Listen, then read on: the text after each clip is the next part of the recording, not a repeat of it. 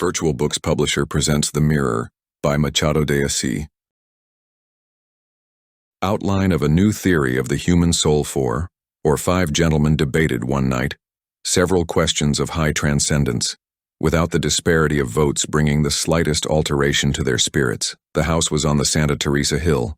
The room was small, lit by candles whose light mysteriously blended with the moonlight coming from outside. Between the city, with their agitations and adventures, and the sky in which the stars twinkled, through a clear and tranquil atmosphere, were our 4 or 5 researchers of metaphysical things, amicably solving the most arduous problems of the universe.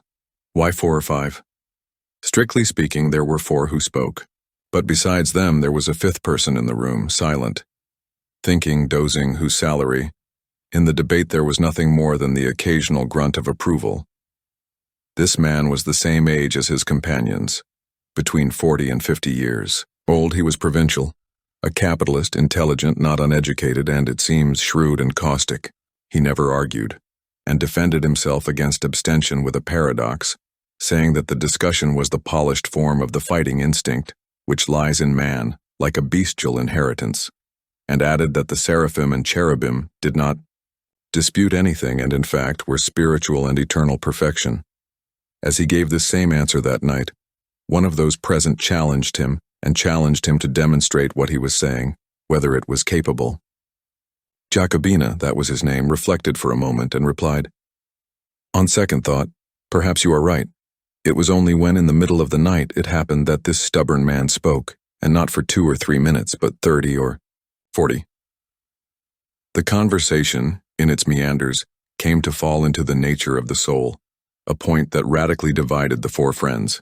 Each head, each sentence, not only the agreement but the very discussion became difficult if not impossible, due to the multiplicity of questions that were deduced from the main trunk, and a little, perhaps, due to the inconsistency of the opinions. One of the arguers asked Jacobina for some opinion, a conjecture at least. "Neither conjecture nor opinion," he replied. "One or the other can give rise to dissent, and, as you know, I do not argue. But if you want to listen to me in silence, I can tell you a story from my life, which provides the clearest demonstration of the subject in question. First of all, there is not just one soul. There are 2. 2? Nothing less than 2 souls. Every human creature carries 2 souls within itself, one that looks from the inside out, another that looks from the outside in. Be amazed at all you want. They can open their mouths, shrug their shoulders, everything. I do not admit a reply. If they reply to me, I'll finish my cigar and go to sleep. The outer soul can be a spirit, a fluid, one man, many men, one object, one operation. There are cases, for example, where a simple shirt button is the outer soul of a person, and so also the polka, the voltarette, a book, a machine, a pair of boots, a cavatina, a drum, etc. It is clear that the job of this second soul is to transmit life, like the first. The 2 complete the man, who is, metaphysically speaking, an orange.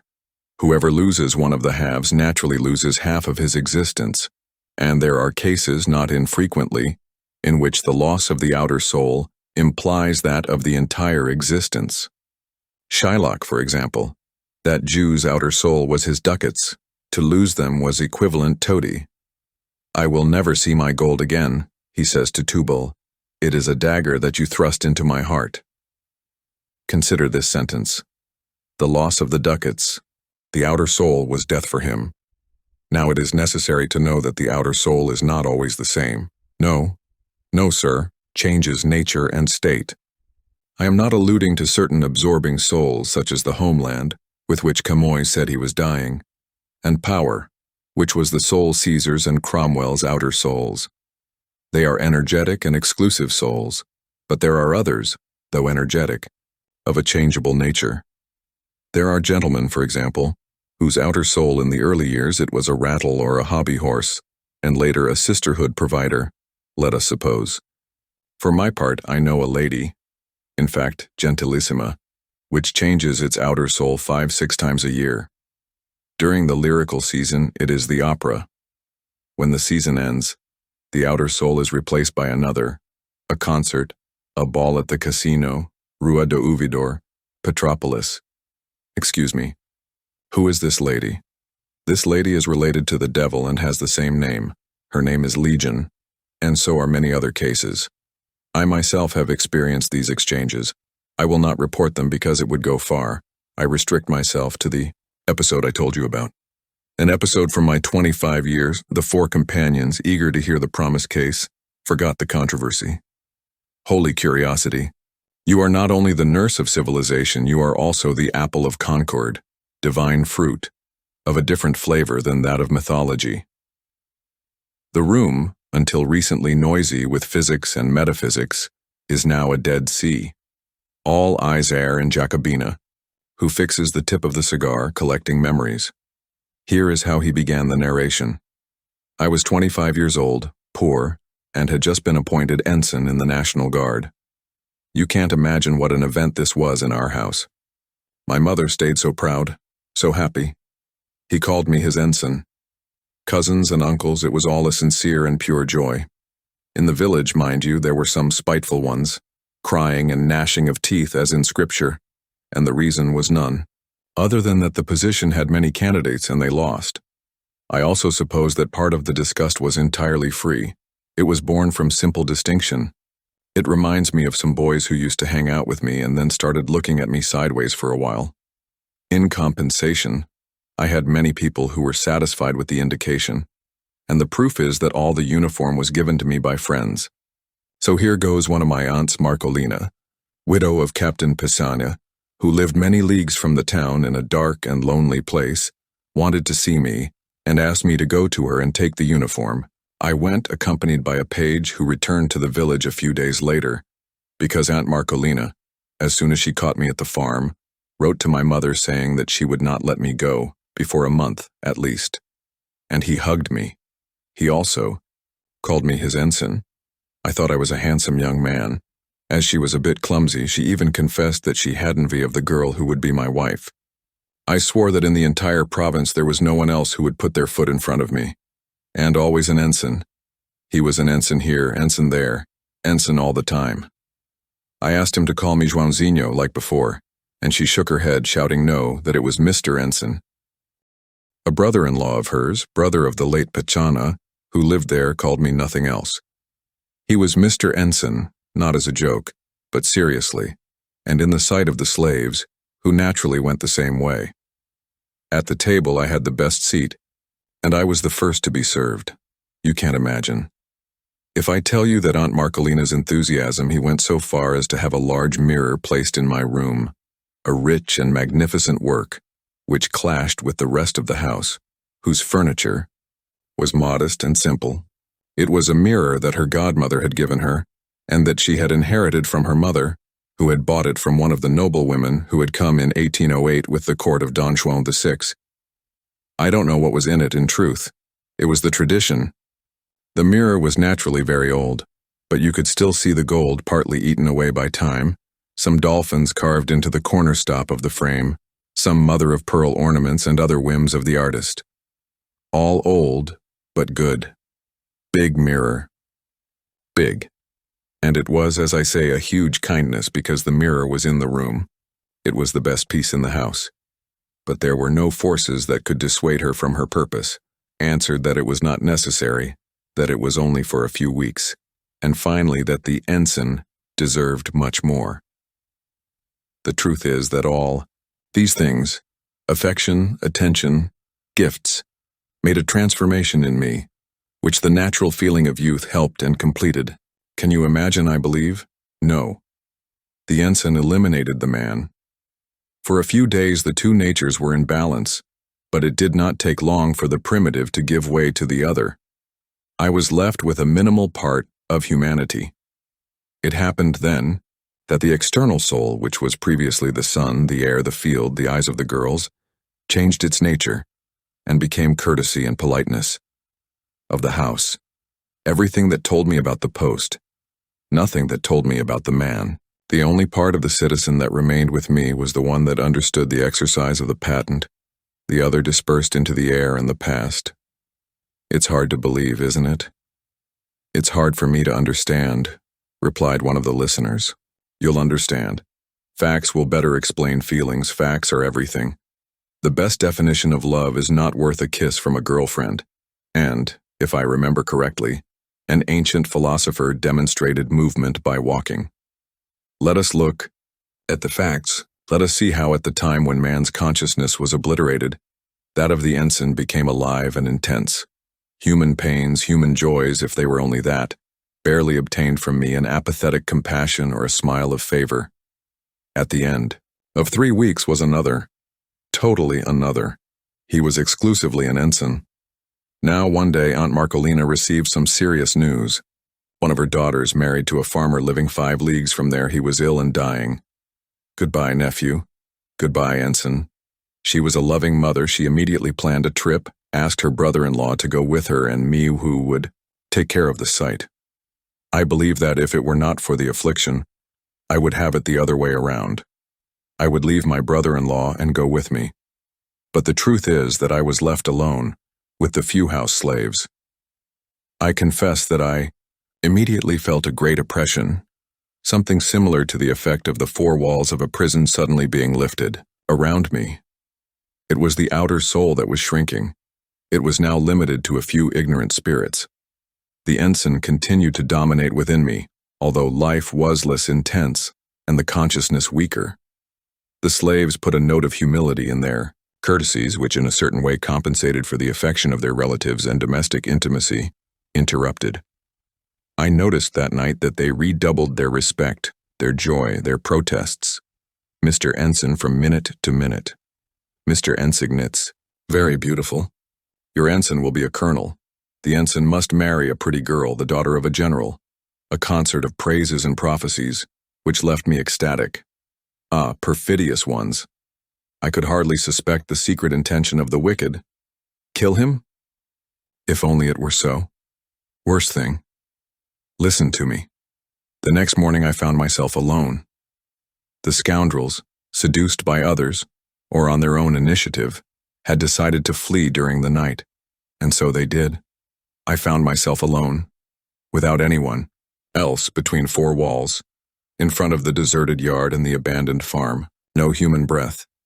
I ran through the whole house, the slave quarters, everything, nothing, no one, a little boy, only roosters and hens, a pair of mules, who philosophized about life, shaking off flies, and 3 oxen. The same dogs were taken by the slaves, no human being. Do you think this was better than dying? It was worse. Not out of fear, I swear to you I wasn't afraid. I was just a little cheeky, so much so that I felt nothing during the first few hours. I was sad because of the damage done to Aunt Marcolina. I was also a little perplexed, not knowing whether I should go to her, to give her the sad news, or stay, and take care of the house.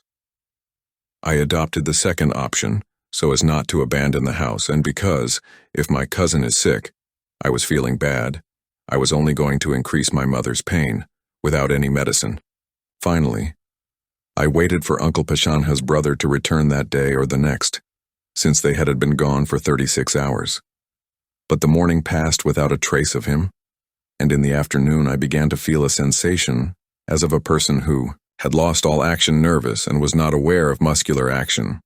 Uncle Pechana's brother did not return that day, nor the next, nor during that entire week. My loneliness took on proportions huge. Never were the days longer. Never did the sun scorch the earth with a more tiresome obstinacy. The hours struck from century to century on the old clock of the room, whose pendulum tick-tock wounded my inner soul, like a continuous flick of eternity. When many years later I read an American poem, I believe that of Longfellow, and I came across this famous refrain, "Never, forever, forever, never." I confess that I had a chill. I remembered those terrifying days. That was exactly what Aunt Marcolina's clock did. Never, forever, and forever, never. It wasn't the strike of a pendulum. It was a dialogue from the abyss, a whisper, out of nowhere. And then at night, not that the night was any quieter. The silence was the same as during the day. But the night was the shadow. The solitude was even narrower or wider. Tick-tock, tick-tock. No one in the rooms, On the balcony, in the corridors, in the yard, no one anywhere. Are they laughing? Yes, it seems he was a little scared. Oh, it would be good if I could be afraid. I would live. But the characteristic of that situation is that I could not even be afraid. That is, fear in the common sense. He had an inexplicable sensation. It was like a dead man walking, a sleepwalker, a mechanical doll. Sleeping. It was something else. Sleep gave me relief, not for the usual reason of being a brother of death, but for another. I think I can explain this phenomenon like this. Sleep, eliminating the need for an external soul, allowed the soul to act interior. In my dreams, I wore my uniform proudly, among my family and friends who praised my style, who called me ensign. A friend of ours came to our house, and he promised me the rank of lieutenant, another that of captain or major, and all this made me live. But when he woke up, in broad daylight, his consciousness faded with sleep. My new and unique being, because the inner soul lost its exclusive action and became dependent on the other, which insisted on not returning. It didn't return. I went, outside to a side and the other, to see if I could discover some sign of return. Sir Anne, ne vois-tu rien venir? Nothing at all. Just like in the French legend. Nothing more than the dust of the road and the grass of the hills. I returned home, nervous, desperate, and stretched out on the sofa in the living room. Tick-tock, tick-tock. I got up, I walked around, drummed on the window panes, whistled. On one occasion I thought of writing something, a political article, a novel, an ode. I didn't choose nothing definitely. I sat down and wrote down some words and phrases on paper to alternate the style. But the style, like Aunt Marcolina, allowed itself to be Sister Anne, nothing. At most I saw the ink blacken and the paper turn white. But you didn't eat? I ate poorly, fruits, flour, preserves, some roots roasted in the fire, but I would have endured everything happily if it weren't for the terrible moral situation in which I found myself. He recited verses, speeches, Latin passages, Gonzaga's lyres, Camoins's octaves, tenths, an anthology in 30 volumes. Sometimes he did gymnastics. Other times he did pinching of the legs. But the effect was only a physical sensation of pain or tiredness, and nothing more. All silence. A vast, enormous, infinite silence, only underlined by the eternal tick-tock of the pendulum. Tick-tock, tick-tock. It was actually crazy. They will hear worse. It is worth telling them that since he was alone, he had not looked in the mirror once. It was not a deliberate abstention. There was no reason. It was unconscious impulse, a fear of finding myself one and two at the same time, in that lonely house. And if such an explanation is true, nothing better proves the contradiction human, because at the end of 8 days, I felt the urge to look in the mirror with the aim of finding myself too. I looked and recoiled. The glass itself seemed conjured with the rest of the universe. It did not impress me with a clear and complete figure, but rather a vague, blurred, diffuse figure, a shadow of a shadow. The reality of physical laws does not allow me to deny that the mirror reproduced me verbatim, with the same contours and features. That's how it should have been. But that wasn't my feeling. Then I was afraid. I attributed the phenomenon to the nervous excitement he was in. I was afraid of staying any longer and going crazy. I'm leaving, I said to myself, and I raised my arm in a bad-tempered gesture and at the same time of decision looking at the glass.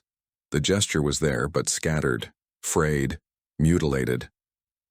I started to get dressed, muttering to myself, coughing without coughing, shaking my clothes with a bang, coldly fumbling with the buttons to say something. From time to time I would glance furtively in the mirror. The image was the same diffusion of lines, the same decomposition of contours.